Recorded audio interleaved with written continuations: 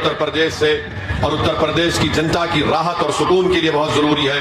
उत्तर प्रदेश के गरीबों के विकास के लिए, उत्तर प्रदेश के मजलूमों को इंसाफ दिलाने के लिए, उत्तर प्रदेश के युवाओं को रोजगार दिलाने के लिए, उत्तर प्रदेश के मासूम और बच्चियों को शिक्षा दिलाने के लिए, उत्तर प्रदेश के किसानों को उनका जायज मुकाम दिलाने के लिए ये बात जरूरी है कि उत्तर प्रदेश में दोबारा बीजेपी की सरकार ना बने और योगी आदित्यनाथ उत्तर प्रदेश के मुख्यमंत्री ना बने।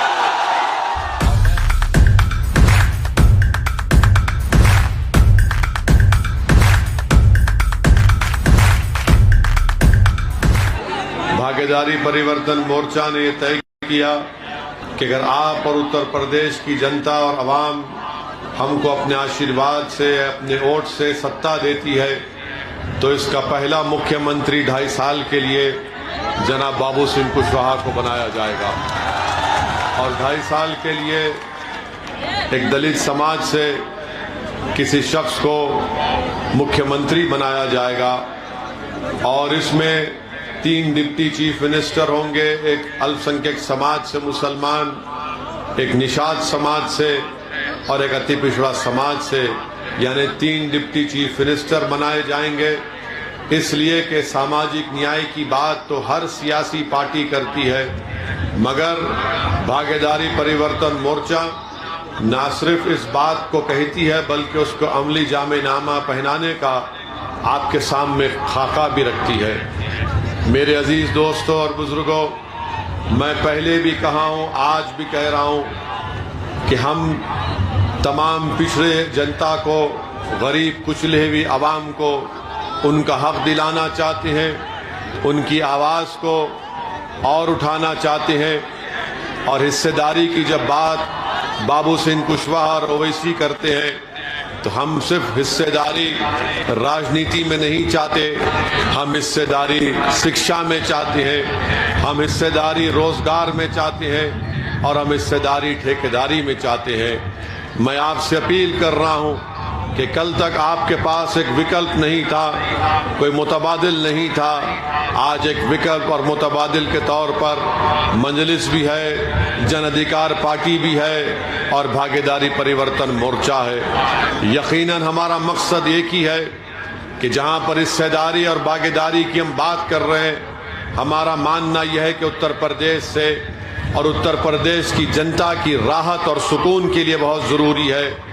उत्तर प्रदेश के गरीबों के विकास के लिए, उत्तर प्रदेश के मजलूमों को इंसाफ दिलाने के लिए, उत्तर प्रदेश के युवाओं को रोजगार दिलाने के लिए, उत्तर प्रदेश के मासूम और बच्चियों को शिक्षा दिलाने के लिए, उत्तर प्रदेश के किसानों को उनका जायज मुकाम दिलाने के लिए ये बात जरूरी है कि उत्तर प्रदेश में दोबारा बीजेपी की सरकार ना बने और योगी आदित्यनाथ उत्तर प्रदेश के मुख्यमंत्री ना बने।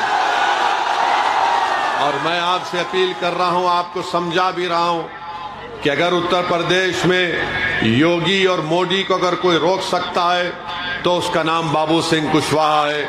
आप मजलिस के हक में और भागीदारी परिवर्तन मोर्चा के हक में अपने वोट का इस्तेमाल करिए ताकि हम इस प्रदेश को बीजेपी जैसी नाकारा सरकार से छुटकारा दिला सके, यहां पर एक नए दौर का आगाज कर सके। मेरे अजीज दोस्तों और बुजुर्गों, बीजेपी को उत्तर प्रदेश की आवाम ने, जनता ने मौका दिया, सत्ता दी, तो उत्तर प्रदेश में बीजेपी ने क्या किया?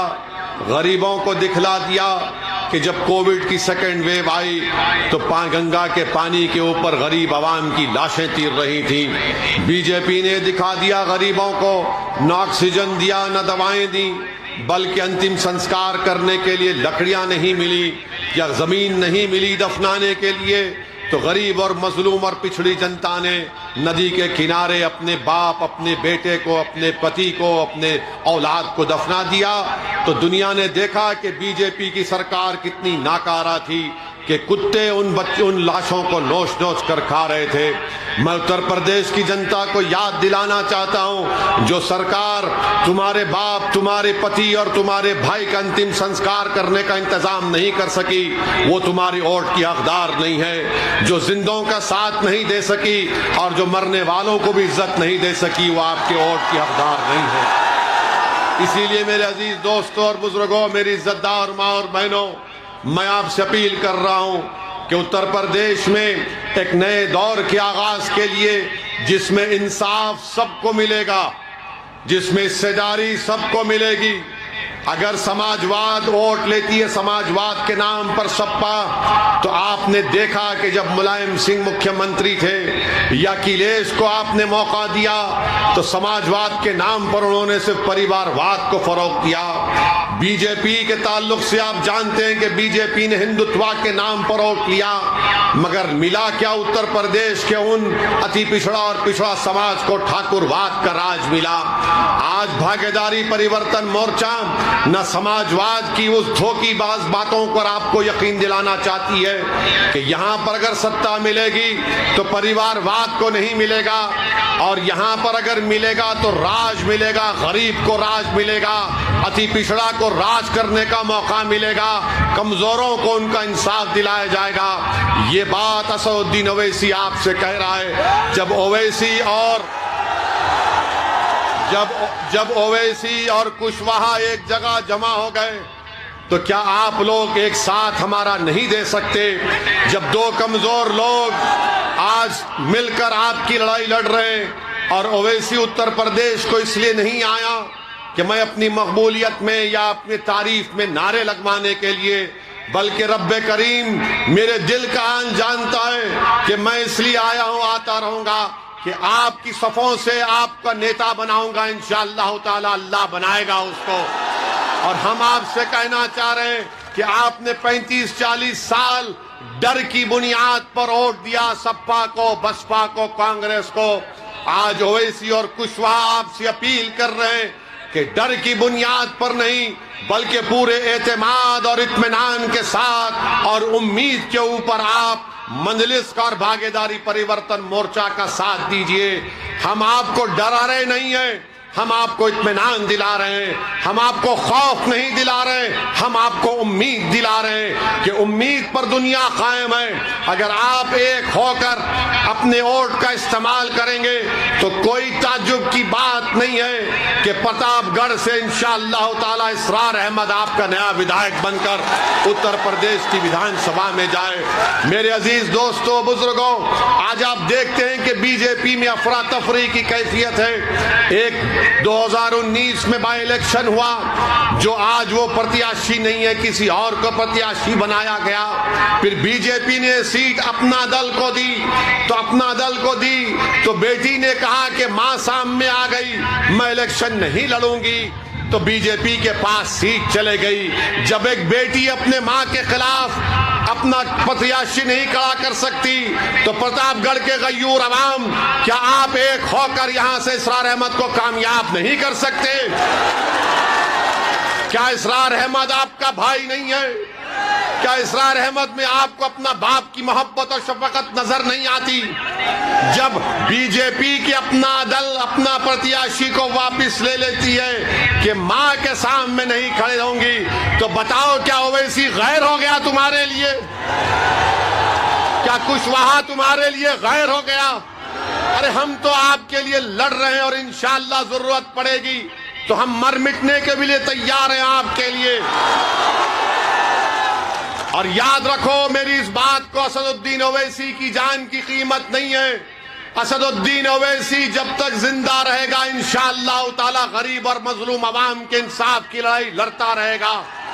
और शायद इसीलिए कि हम सच्चाई और हक को कामयाब करना चाहते हैं, ये बातिल ताकतें हमारी गाड़ी पर गोलियां चलाएं। और शायद इसीलिए ये जानते हैं कि ओवैसी और कुशवाहा मिल गए तो उत्तर प्रदेश में इनकलाब बर्पा होने जा रहा है। इसीलिए हमारी आवाज को दबाने के लिए, हमारी जान लेने के लिए इन जालिमों ने, इन बुज़दिलों ने हमारी गाड़ी पर 4-4 गोलियां चलाई। मगर हम इन गोली चलाने वालों को मैं कह रहा हूं, इनके पीछे जो उनके माई बाप है उनको कह रहा हूं, जो दिमाग कार फरमा उनसे कह रहा हूं, याद रखो मेरा नाम असदुद्दीन है, मैं बुज़दिल नहीं था, ना कभी रहूंगा। अल्लाह जब तक हमको जिंदा रखेगा, जिंदा रखेंगे। और सुनो बुज़दिलों, असदुद्दीन ओवैसी ने अल्लाह के करम से, अपने बुजुर्गों की दुआओं से मैंने बातिल ताकतों के तूफान में चिराग जलाने का हुनर सीख लिया हूं और चिराग जलेगा इंशाअल्लाह ताला। अरे हम मिटने आए जमीन में, मिटेंगे। अरे जब हम जमीन पर आए तो इसी जमीन के एक दिन ग़िज़ा बनेंगे। मगर सुन लो जालिमों, जब तक अल्लाह जिंदा रखेगा, बेबाकी के साथ और बगैर खौफ खाए हम सच्चाई को बयान करते रहेंगे। दुश्मन चाहे कोई इख्तिदार की कुर्सी पर बैठने वाला जालिम हो, हम इख्तिदार की कुर्सियों पर बैठने वालों से नहीं डरते। हम जमीन और आसमान के खालिक से डरते हैं। हम किसी देश के प्रधानमंत्री से या मुख्यमंत्री से या अखिलेश से नहीं डरते। हम मखलूक से नहीं डरते, हम खालिक से डरते हैं। और यही चीज उनको पसंद नहीं आती कि आखिर कौन है ये लोग कि हम गोलियां चला रहे हैं और ये पार्लियामेंट में खड़े होकर कह रहा है कि मैं ठुकराता हूं, मुझे सिक्योरिटी नहीं चाहिए, मुझे जेड कैटेगरी नहीं चाहिए, मुझे बराबरी के शहरी का हकूक दो। जब मैं ये बात किया तो सब लोग ताज्जुब किए। कई नेता पार्लियामेंट के मेंबर आके बोले, ओवैसी तुमने बात तो अच्छी की, मगर नेता लोग तो सिक्योरिटी लेने के लिए तड़पते हैं और तुम उसको ठुकरा रहे हो, उसकी क्या वजह है? उसकी वजह एक ही है, मैंने बयान किया और फिर कह रहा हूं, अगर ओवैसी को एक सोने के पिंजरे में डाल दिए तो फिर क्या फायदा? अगर ओवैसी की जान बचा ली जाए और डीवाईएसपी को इंसाफ ना मिले तो फिर क्या फायदा बताओ आप? अगर ओवैसी को सिक्योरिटी मिल गई तो वो 22 नौजवान जो CAA का एहतजाज कर रहे थे, CAA के काले कानून के खिलाफ उत्तर प्रदेश में, उसकी मां को, उन बच्चों की मां को जो शहीद हो गए, उनको ओवैसी क्या मुंह दिखाएगा? कि उनकी मां कहेगी कि तुझे सिक्योरिटी मिल गई, मेरे बच्चे की तो जान चले गई। अगर आप जिंदा रहेंगे, आपका घर आबाद रहेगा, आपके घर में बच्चों को इंसाफ मिलेगा, बेटियों का तहफ्फुज़ होगा, इबादत गाहें महफूज रहेंगी, महिलाओं की इज्जत हो गई तो ओवैसी भी इज्जत में इजाफा होगा। अगर गरीब की जान की कीमत नहीं तो ओवैसी की भी जान की कीमत नहीं है। मेरी जान किसी गरीब और मजलूम से बढ़कर नहीं है। वो भी एक मां के पेट से पैदा हुआ, मैं भी अपनी मां के पेट से पैदा हुआ। मेरा नाम चाहे कुछ भी हो, मगर आज इस देश में, इस प्रदेश में गरीब की जान की हिफाजत करना है, मजलूम की हिफाजत करना है, कमजोर को ताकतवर बनाना है, जो नीचा है उसको ऊपर उठाना है, हकदार को उसका हक दिलाना है। ये लड़ाई हमारी है, ये लड़ाई हमारी। इस बात को आपको समझना है मेरे अजीज दोस्तों और बुजुर्गों। आज आप देख रहे हैं कि आज उत्तर प्रदेश में प्रचार किया जा रहा है। बीजेपी के होम मिनिस्टर आ रहे हैं, देश के होम मिनिस्टर अमित शाह आए थे और मैं तारीफ करूंगा मोदी जी की कि देश के प्रधानमंत्री ने एक ऐसे काबिल आदमी को होम मिनिस्टर बनाया कि उत्तर प्रदेश में भाषण देते हुए जनाब अमित शाह ने कहा, कितने पढ़े, इंटर पास है, कितने 12वीं पढ़े हुए हैं? हमारी मां और बहनें भी हाथ उठा सकती हैं, 12वीं पढ़े हुए। उठाओ मेरी मां और बहनें, हाथ उठाओ, क्योंकि तुम अगर बहादुरों की सरपरस्ती करोगे तो उत्तर प्रदेश में इनकलाब आएगा, पूरे देश में आएगा। वो बहादुरी के मजारे जो कर्नाटक की बच्ची ने की, अल्लाह उसको सलामत रखे। वो बहादुर इसलिए बनी कि उसके माँ बाप उसको बहादुर बनाए थे। अब अमित शाह साहब के बारे में कह रहा था होम मिनिस्टर, उन्होंने अपने भाषण में कहा, क्या कहा कि हमारी बीजेपी अगर सत्ता में आएगी दोबारा, खुदा ना खास्ता, तो जो 12वीं पास करके इंटर में जाएगा उसको लैपटॉप मिलेगा। क्या होम मिनिस्टर है भाई, वाह मोदी जी वाह। तो पूरे उत्तर प्रदेश की जनता को बता दिया कि 12th के बाद इंटरमीडिएट होता है। वाह। और बीजेपी को बड़ी मोहब्बत मुगलों से। बीजेपी बोलती हमको वोट दो, मुगलों को हराना है। तो बादशाह अकबर के दरबार में हमने पढ़ा कि 40 अनमोल रतन थे। क्या अनमोल रतन आपने पाल रखे देश के प्रधानमंत्री। वाह।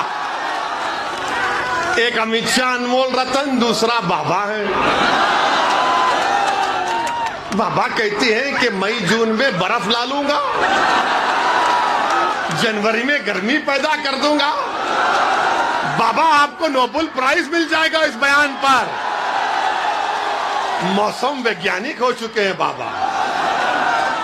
बाबा को तीरती लाशें नजर नहीं आई। बाबा को बच्चे जो एग्जाम लिखने के लिए गांव से आ रहे थे, रात रात भर जाग कर रोड पर बैठा था तो पेपर लीक हो गया, तो बाबा को गर्मी सर्दी याद नहीं आई, क्योंकि बाबा गरीबों की तकलीफ को नहीं समझते। उत्तर प्रदेश का मुख्यमंत्री गरीबों की तकलीफ को नहीं समझ सकता। ये इनका मामला है।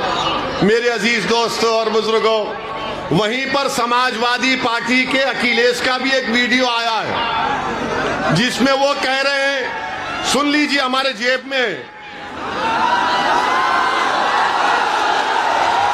और बिजाने और नहीं वीडियो है वो हमारी जेब में नहीं है। अभी आएंगे इंशाअल्लाह, फिक्र मत करिए।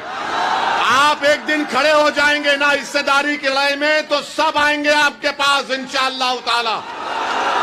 वो दिन आएगा, देखना मैं जिंदा रहूं या ना रहूं, तुम देखोगे इंशाअल्लाह ताला। तो उस भाषण में जनाब अखिलेश कह रहे हैं, सुनिए, उस भाषण में अखिलेश कह रहे हैं कि जो मां और बहनों की इज्जत नहीं करते सप्पा को वोट दो, जो कानून को नहीं मानते सप्पा को वोट दो। तो हम कभी बचपने में अपने मुगल आजम पिक्चर देखे थे, अब नहीं देखते, अब तौबा कर लिए। तो उसमें एक डायलॉग बड़ा मशहूर हुआ था। तो उसमें डायलॉग था कि तेरी दिल की बात जबान पर आ ही गई। तो इनके दिल की बात जबान पे आ ही गई कि जो माता और बहनों की इज्जत नहीं करते सप्पा को वोट दे दो, जो कानून को नहीं मानते सप्पा को वोट दे दो। ये वीडियो है। अच्छा, कौन विजय, उनका नाम भी बोल देता हूं, बाबूजी की पार्टी के हैं। उनका नाम इरफान इरशाद है। और उन्होंने हमसे कहा कि चुनाव के बाद आपको तीतर खिलाएंगे। हम बोले ठीक, अभी खिला देते तो अच्छा था। तो मेरे अजीज दोस्तों और बुजुर्गों, ये हिस्सेदारी की लड़ाई है, ये बराबरी की लड़ाई है, आपको नेता बनाने की लड़ाई है। और अगर कोई आकर आपसे कहेगा कि ओवैसी यहां पर आया है तो बीजेपी जीत जाएगी, आप खुद जानते हैं कि यह बकवास है, यह बकवास है, इसमें कोई सच्चाई नहीं है। सुनिए, आप सुनिए हमारी बात को। 2019 के लोकसभा के चुनाव हम नहीं लड़े, अखिलेश और बहन जी मिलकर लड़े, तब भी बीजेपी 65 लोकसभा की सीट जीत गई। हमने कहा था आपको बीजेपी को वोट देने के लिए। इसीलिए हम आपसे कह रहे हैं कि आप सिर्फ वोट डालने वाले बन गए, वोट लेने वाले नहीं बने आप। जब आप वोट लेने वाले बन जाएंगे तो आपकी ताकत दिखेगी। जब आपकी ताकत दिखेगी तो उसी के ऊपर आकर कोई आपसे बातचीत करेगा ना कि भाई तेरी इतनी ताकत है, बोल क्या करना चाहिए। तो जब आप अपनी ताकत की बुनियाद पर, जब आप अपनी ताकत की बुनियाद पर कह सकेंगे कि उत्तर प्रदेश में मुस्लिम अल्पसंख्यक समाज को, दलित समाज को, पिछड़ा समाज को, कुशवाहा समाज को इंसाफ किया जाए, क्योंकि ये जानते क्या है, इनके दिमागों में ये बात बैठी हुई है कि ये लोग कहीं नहीं जाएंगे, इनको डर दिखाओ मोदी का, योगी का, बीजेपी का, ये डर कर हमको वोट देंगे। ओवैसी आपसे कह रहा है कि डर की बुनियाद पर नहीं, उम्मीद की बुनियाद पर, खौफ की बुनियाद पर नहीं, खौफ की बुनियाद पर नहीं, अगर आपकी ताकत दिखाई देगी, और ताकत सिर्फ नारों से ताकत नजर नहीं आती, ताकत सिर्फ जज्बाती तकारीर से नजर नहीं आती, ताकत सिर्फ 1000 10,000 का मजमा जमा करने से दिखाई नहीं देती। जमहूरियत में, लोकतंत्र में ताकत वोट है। जब वोट की ताकत नजर आएगी तो सपा, बसपा, बीजेपी सब बोलेंगी कि अब इनसे पंगा लेना महंगा पड़ेगा। और आप इस बात को समझिए, मेरी इस बात को, अगर आप ये समझ रहे हैं कि बाज लोग आकर जो दिल्ली और लखनऊ में बैठकर आपके वोटों का सौदा करते हैं, मैं उनसे भी कहना चाह रहा हूं कि अब तुम्हारी दुकानें बंद होंगी, तुम अब तिजारत नहीं करोगे हमारे जज्बात पर, तुम हमारे वोटों की तिजारत करते हो अपनी जाती मफाद के लिए। अब एक बेदारी की लहर पैदा हो चुकी है उत्तर प्रदेश में, और वो बेदारी की लहर ये होनी चाहिए कि आप इसको वोट में तब्दील करें। और मजलिस के मुखालिफिन, भागीदारी परिवर्तन मोर्चा के मुखालिफिन कहते ओवैसी के जनसभा में भीड़ तो मन कराती है, मगर क्या वोट में तब्दील होगा? क्या वोट में तब्दील होगा? क्या वोट में तब्दील होगा? क्या वोट में तब्दील होगा? अगर वोट में तब्दील होने का आप हमसे वादा कर रहे हैं तो कहीं 27 तारीख को भूल नहीं जाना। ऐसा नहीं है कि नहीं यार जज्बात में नारा लगा दिया था। ये ओवैसी का भड़काऊ भाषण दिल को छू लेता है। मेरे दोस्तों, मैं अगर अपनी जबान को चलाता हूं तो मैं आपसे वाहवाह हासिल करने के लिए नहीं चला रहा हूं। मैं आपको एक पैगाम दे रहा हूं, फिक्र दे रहा हूं। उस फिक्र जो दे रहा हूं, जो पैगाम हमने और बाबू सिंह साहब ने दिया, उस पर गौर करिए, उस पर सोचिए। आप सोचिए क्या कि इनकी बातों में सच्चाई है। अगर सच्चाई है तो साथ दो आप हमारा, वरना याद रखो बीजेपी को अगर कोई रोक सकता है, मैं फिर से कह रहा हूं बाबू सिंह कुशवाहा, ये बबुआ से नहीं होगा, इनसे नहीं होगा। ये खाली आराम पसंद आदमी है, लड़ना जानते नहीं है। हम लड़ना जानते हैं। और एक तरफा मोहब्बत कब तक करेंगे आप सपा बसपा से एक तरफा मोहब्बत कब तक करेंगे? क्या आपने कभी जिंदगी में इश्क किया, मोहब्बत की? एक तरफा होती है। मैं इंसान की मोहब्बत की बात नहीं कर रहा हूं, मैं आपको बात कर रहा हूं रब्बे करीम से। अगर कोई मोहब्बत करता है ना, तो क्या बतलाया गया कि तुम एक कदम चलो, वो 10 कदम तुम्हारे तरफ चलेगा। मगर यहां पर क्या है? नहीं, एक तरफा मोहब्बत, सपा या बसपा। ओवैसी है, अच्छा बोलता है, अभी टाइम है। टाइम मेरे पास भी नहीं है, आपके पास भी नहीं है। अपना टाइम अभी है इंशाअल्लाह ताला। यही हमारा टाइम है, यही हमारा टाइम है। याद रखो, जो लोग इस तरह की बात कर रहे हैं, मैं उनसे कह रहा हूं, मैं नौजवानों से अपील कर रहा हूं कि अपने बुजुर्गों को समझाओ कि जब 5 साल के बाद एक बच्चा और बच्ची आज 15 साल की, कल 20 साल की जब हो जाएगी, तो आप, वो बच्चा और बच्ची जब आपसे पूछेंगे, बताओ अब्बू मेरे शिक्षा का इंतजाम क्यों नहीं किया? वो बच्चा कहेगा कि मेरे रोजगार का इंतजाम क्यों नहीं किया? तो क्या आप उनसे कहेंगे भाग, सपा को बसपा को वोट देना है, बस यही काम है? नहीं कह सकते आप। आज ये बेदारी जो इन बच्चों में पैदा हो रही है, याद रखो आप, इन बच्चों में जो बेदारी पैदा हो गई, उनको अपनी मंजिल आसमानों में नजर आ रही है।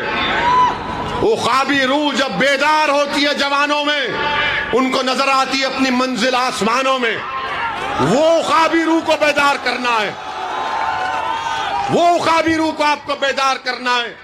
हमेशा हम तो डर डर कर वोट दिए ना, हमने हमेशा सेकुलरिज्म का साथ दिया, मगर आपको क्या मिला? आपको यह मिला कि सबसे कम ग्रेजुएट 3%, सबसे ज्यादा स्कूल के बाहर हम, सबसे कम पढ़े लिखे हम, सबसे गरीब हम, सबसे ज्यादा बेरोजगार हम, सबसे कम 2 एकड़ जमीन रखने वाले आप।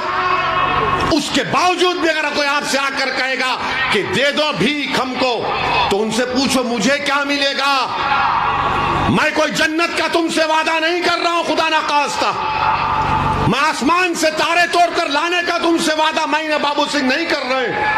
मैं चांद से मट्टी लाने का तुमसे वादा नहीं कर रहा हूं। हम सिर्फ यही कह रहे, ये जमीन तुम्हारी है, इस जमीन पर हम इंसानों की तरह रहते हैं तो बराबरी मिले, हिस्सेदारी मिले, यही हमारी लड़ाई है। इसीलिए आपसे अपील कर रहे हैं कि 27 तारीख के दिन आप तमाम लोग ना सिर्फ प्रतापगढ़ बल्कि पूरे जितने भी अभी फेजेस बाकी हैं, 4थे, 5वें, 6ठे और 7वें, जहां तक हमारी बात पहुंच रही है, और मैं अल्लाह से भी दुआ करता हूं, रब्बे करीम मैं कमजोर हूं, मेरी आवाज को पहुंचाना तेरा काम है, दिलों को मोड़ना तेरा काम है, मेरे बस की बात नहीं है। मेरे अजीज दोस्तों, बुजुर्गों, हिम्मत और हौसले को बुलंद रखो और अपना एक वोट जहां पर मंजलिस का प्रत्याशी है, पतंग के निशान पर बटन दबाइए। जहां पर जन अधिकार पार्टी के प्रत्याशी हैं, गैस के सिलेंडर पर बटन दबाइए। हिस्सेदारी की लड़ाई है, हिस्सेदारी की लड़ाई में अपना हिस्सा अदा करिए। आपका बेहद शुक्रिया। और 27 तारीख के दिन क्या होगा? क्या होगा? बस इंशाअल्लाह। सलाम अलैकुम। मर्दाना कमजोरी और उससे मुत्तालिक तमाम परेशानियों के इलाज का मरकज सनशाइन हर्बल जड़ी बूटियों से तैयार करता आयुर्वेदिक दवा। फोन करके अपने घर मंगवाएं। डिलीवरी के बाद ऑनलाइन और कैश दोनों तरह कर सकते हैं पेमेंट। हमारी वीडियोस देखने के लिए बेहद शुक्रिया। मिल्लत टाइम्स की खबरें पढ़ने, सुनने और देखने के लिए गूगल प्ले स्टोर से ऐप डाउनलोड करें। यहां आप उंगली की क्लिक में पढ़ सकते हैं 4 जबानों में न्यूज़, उर्दू, हिंदी, अंग्रेजी, बंगला। आप ऐप पर मिल्लत टाइम्स की वीडियोस भी देख सकते हैं। अगर आप YouTube पर देख रहे हैं तो रेड बटन को दबाकर चैनल को सब्सक्राइब करें और बेल आइकन जरूर दबाएं। फेसबुक पर देख रहे हैं तो पेज को लाइक और फॉलो जरूर करें। ट्विटर और इंस्टाग्राम पर भी मिल्लत टाइम्स को फॉलो करें। मिल्लत टाइम्स की स्टोरीज हासिल करने के लिए टेलीग्राम और व्हाट्सएप पर बराह रास्त हमारे साथ जुड़ सकते हैं। हमारे काम से आप मुतमईन हैं तो इसे जारी रखने और मजबूत बनाने के लिए हमें सपोर्ट करें। स्क्रीन पर दिख रहे और डिस्क्रिप्शन में दिए गए अकाउंट नंबर पर मिल्लत टाइम्स को अपनी रकम भेज सकते हैं। अगर आपके इलाके का कोई मामला है, आपकी मसाइल को मीडिया में जगह नहीं दी जा रही है, तो हमें ईमेल करें या व्हाट्सएप पर मैसेज करें। हम उठाएंगे आपकी आवाज़। मिल्लत टाइम्स मतलब मजलूमों की आवाज़, नफरत के खिलाफ जंग, फर्जी खबरों से निजात। www.millattimes.com